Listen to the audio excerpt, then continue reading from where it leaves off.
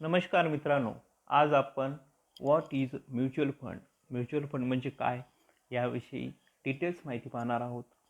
Mutual fund म्हणजे काय, त्यामध्ये कसं इन्व्हेस्ट करायचं, त्यामध्ये रिस्क काय आहेत, बेनिफिट्स काय आहेत, त्यामध्ये पॉवर ऑफ कंपाऊंडिंगने वेल्थ कशी क्रिएट होते, त्यामध्ये म्युच्युअल फंडचं काम कसं चालतं, ते कशा प्रकारे आपण घेऊ शकतो.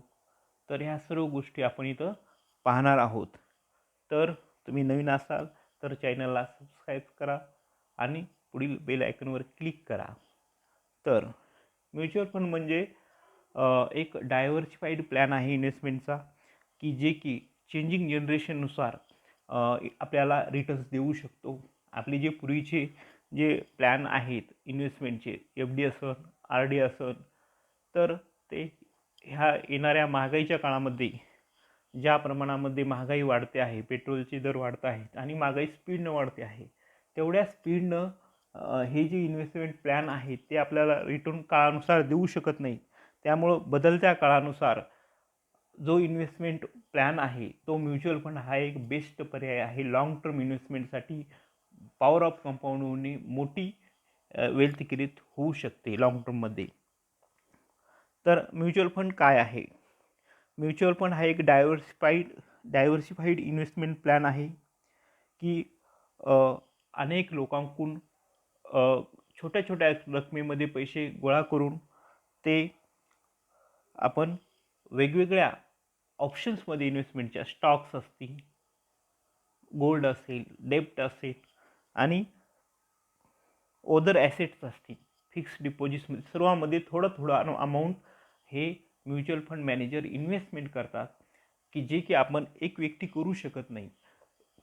त्यांचं जे एक्सपर्टनेस आहे, त्यांचा जो टॅलेंट आहे म्युच्युअल फंड मॅनेजर वापरतात आणि हजारो लोकांकडून थोडा थोडा घेतलेला 500 असेल किंवा हजार असेल, जशी काही SIP असतील किंवा जसा जसा प्रत्येकाने पैसा इन्व्हेस्टमेंट केला असेल तो पैसा ते डायव्हर्सिफाईड प्लॅनमध्ये टाकतात. जर एखाद्या इक्विटीमध्ये टाकायचं असेल तर ते एका कंपनीत न टाकता 100 लोकांचा पैसा हा 100 कंपन्यांमध्ये, जर लाख रुपये असतील तर 100 कंपन्यांमध्ये थोडी थोडी असं टाकतात आणि त्यामुळं रिस्क ही कमी होते. तर बघा, म्युच्युअल फंडमध्ये इन्व्हेस्टरकडून पैसा कलेक्ट केला जातो SIP किंवा लमसमद्वारे. फंड मॅनेजर काय करतात, तो पैसा आपली टॅलेंट वापरून, आपला एक्सपर्टनेस वापरून सिक्युरिटीजमध्ये, गोल्डमध्ये, स्टॉक्समध्ये, वेगवेगळ्या म्युच्युअल फंडमध्ये इन्व्हेस्टमेंट करतात. आपण जी काही प्लॅन घेतला असेल तो म्युच्युअल फंड प्लॅन, आणि मॅनेजर तो इन्व्हेस्टरला काय करतो, रिटर्न्स देतो वर्षाच्या शेवटी. असा हा एक म्युच्युअल फंडची एक प्रक्रिया असते.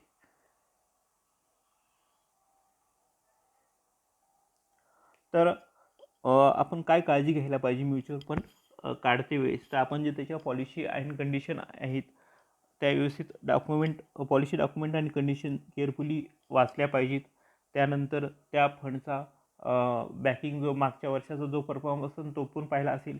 मार्केटमध्ये असं काही नसते की गेल्या 5 वर्षामध्ये जर एखाद्या फंडनं चांगला परफॉर्मन्स केला असेल तर पुढे करेल असं काही खात्रीनं सांगता येत नाही. परंतु बऱ्याचशा गोष्टी आपल्याला अंदाज येऊ शकतो की ह्या फंडचा परफॉर्मन्स चांगला आहे, रिटर्न्स कसे आहेत, किती वेळामध्ये किती रिटर्न दिलेले आहेत. त्यानंतर गेल्या 3 ते 5 वर्षाचा परफॉर्मन्स आपण चेक करू शकतो. त्याच्यानंतर बेनिफिट्स काय आहेत, म्युच्युअल फंडचे बेनिफिट्स काय आहेत? म्युच्युअल फंड हा एक लॉंग टर्म इन्व्हेस्टमेंटचा बेस्ट पर्याय आहे.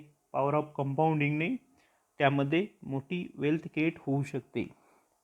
त्यानंतर जर तुम्ही लाँग टर्ममध्ये जर इन्व्हेस्टमेंट केली म्युच्युअल फंडमध्ये 3 वर्ष किंवा त्यापेक्षा जास्त, तर ते तुम्हाला ज्या ELS ज्या स्कीम आहेत लाँग टर्म इन्व्हेस्टमेंटच्या म्युच्युअल फंडच्या, त्या टॅक्स बेनिफिटसाठी 80C मध्ये सुद्धा तुम्हाला ती रक्कम टॅक्स बेनिफिट सध्या भेटू शकतो. त्यानंतर रिस्क कमी होऊ शकते डायव्हर्सिफाईड पोर्टफोलिओ असल्यामुळं, आणि पॉवर ऑफ कंपाऊंडिंगचा फायदा होतो. तर बघा, आपण म्युच्युअल फंडमध्ये methods of investment in mutual fund, आपण कशा पद्धतीने म्युच्युअल फंडमध्ये पैसे इन्व्हेस्ट करू शकतो त्या 2 पद्धती आहेत. तर पहिली पद्धत आहे की SIP, सिस्टमॅटिक इन्व्हेस्टमेंट प्लॅन. आपण जशी काही होम लोनची EMI भरतो किंवा पर्सनल लोनची EMI भरतो, तसा आपण SIP म्युच्युअल फंडची SIP काढू शकतो. 500 रुपयाची, 1000 रुपयाची, 2000 रुपयाची आपल्या आपल्या कॅपॅसिटीनुसार मंथली किंवा काढू शकतो, किंवा 3 महिन्याचा हप्ता ठेवू शकतो, किंवा 6 महिन्याचा पण हप्ता ठेवू शकतो आपल्या चॉईसनुसार. तर ही SIP प्लॅननुसार सध्या तुम्ही इन्व्हेस्टमेंट करू शकता. दुसरा ऑप्शन आहे लमसम अमाऊंट, किंवा तुमच्याकडे एखाद्या वेळेस पैसा जास्त आला तर तुम्ही 50,000, 20,000, 10,000 असं एकमुष्ट पण इन्व्हेस्टमेंट करू शकता. तर परंतु मी तुम्हाला एक बेस्ट पर्याय SIP सांगेल, सिस्टमॅटिक इन्व्हेस्टमेंट प्लॅन. SIP हा इन्व्हेस्टमेंटचा एक बेस्ट पर्याय आहे. त्याचं कारण असं आहे की SIPमध्ये रिस्क ही कमी होते आणि कॉस्ट ही ॲव्हरेज होत जाते. मार्केट डाऊन झालं तर तुम्हाला NV जास्त भेटतात, मार्केट हाय गेलं तर तरी तुम्हाला NV कमी भेटतात, परंतु खाली आल्यानंतर त्याचं ॲव्हरेज होतं आणि तुम्हाला ॲव्हरेज प्राईस भेटले NVची म्युच्युअल फंडच्या. तर अशा प्रकारे तुम्ही इन्व्हेस्टमेंट करू शकता. Risk of investment in mutual fund. आता म्युच्युअल फंडमध्ये इन्व्हेस्टमेंट करण्याच्या रिस्क काय आहेत, हे पण कोणतीही गोष्ट काढायची वेळेस त्याच्या रिस्क पण आपल्याला कल्पना पाहिजे, की काही माहीत नसताना एखादी गोष्ट घेणं हे पण रिस्की आहे. तर mutual fund investment are related to market risk. तुम्ही आता टीव्हीवर ऐकलं असं बऱ्याच वेळेस. तर मार्केट ज्या पद्धतीने अपडाऊन करेल त्या पद्धतीनंच म्युच्युअल फंड हे तुमचे अपडाऊन करणार आहेत. तुम्ही आता म्युच्युअल फंडचे बरेच प्रकार असतात, रिस्की, कमी रिस्क, नो रिस्क असे पण असतात. तुमची जर ज्या पद्धतीने रिस्क घ्यायची तयारी असेल त्याच प्रकारचा त्या टाईपचा तुम्ही म्युच्युअल फंड स्कीम घ्या.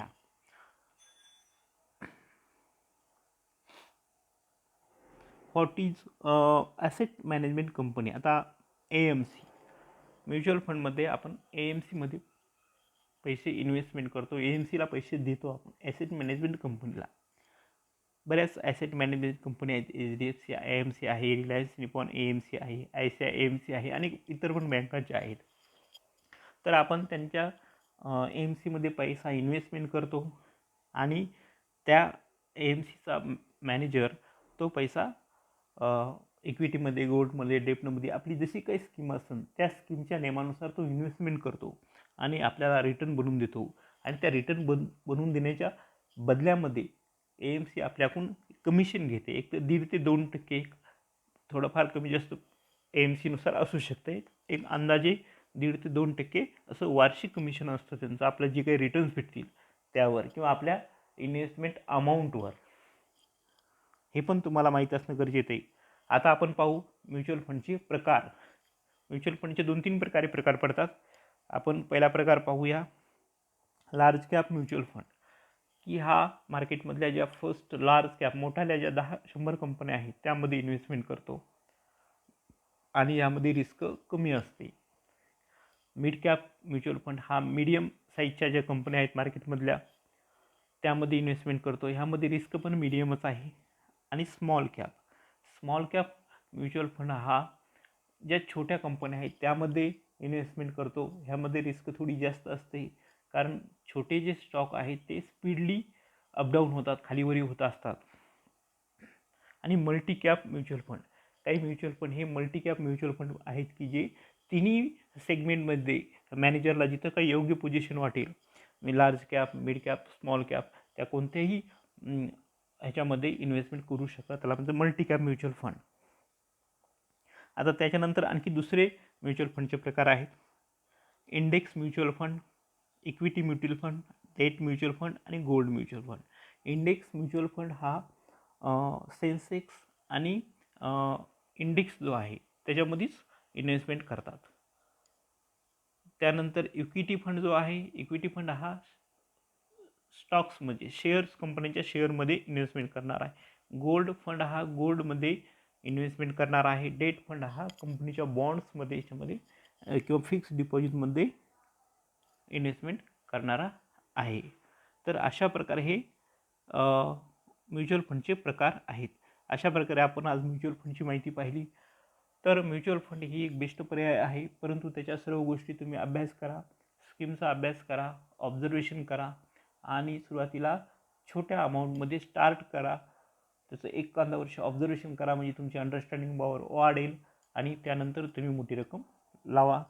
तर माझा व्हिडिओ तुम्हाला आवडल्यास लाईक करा, शेअर करा आणि माझ्या चॅनलला सबस्क्राईब करा. असेच मी महत्त्वाचे आणि अतिशय तुम्हाला इन्व्हेस्टमेंट प्लॅनिंगसाठी उपयोगी असे व्हिडिओ मी म्युच्युअल फंडचे यानंतर पण बरेच व्हिडिओ म्युच्युअल फंडवर टाकणार आहे, जे की तुम्हाला नक्कीच उपयोगी पडतील. धन्यवाद.